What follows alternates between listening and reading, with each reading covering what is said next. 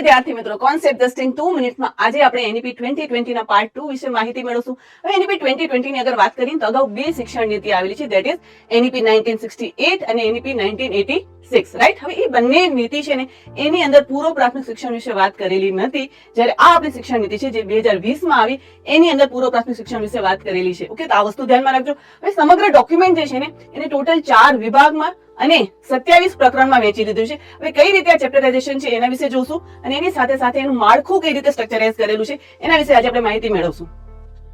તો સમગ્ર ડોક્યુમેન્ટની અગર વાત કરીએ તો 4 વિભાગ છે. એઝ આઈ સેડ, વિભાગ પહેલો જે છે એની અંદર શાળા શિક્ષણ આવશે. શાળા શિક્ષણની અંદર પૂર્વ પ્રાથમિક શિક્ષણ અને 1 થી 12 ધોરણ દરેક વસ્તુ આવરી લેવામાં આવી છે.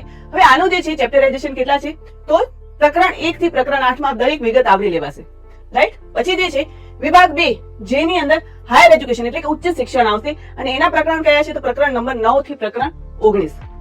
વિભાગ 3 માં, હવે વિભાગ 3 માં શું આવશે તો આ બે એરિયામાં જે બાકી રહી ગયા છે ને એ દરેક વસ્તુ અન્ય કેન્દ્રવર્તી શિક્ષણ ક્ષેત્રોમાં આવરી લેવામાં આવશે. એમાં શું શું આવશે તો એક તો છે એડલ્ટ એજ્યુકેશન, બીજું છે લાઇફ લોંગ લર્નિંગ અને એ સિવાય અગર વાત કરીએ તો ટેકનોલોજી દ્વારા શિક્ષણ કઈ રીતે આપવું ને એના વિશે અહીંયા માહિતી આપવામાં આવી છે, જે પ્રકરણ 20 થી પ્રકરણ 24 ની અંદર આવરી લેવાય છે.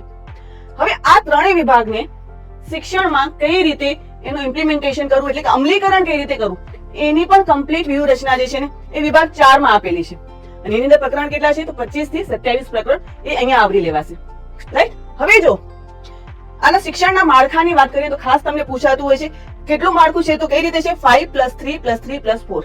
ઓકે, જે અગાઉનું માળખું હતું એને રદ કરીને 5+3+3+4 છે, જેની અંદર આ જે 5 છે એને ફાઉન્ડેશનલ સ્ટેજ, પછીના 3 છે એને પ્રિપેરેટરી સ્ટેજ, પછીના 3 છે એને મિડલ સ્ટેજ અને લાસ્ટ જે છે 4 એને સેકન્ડરી સ્ટેજ તરીકે ઓળખીએ છીએ.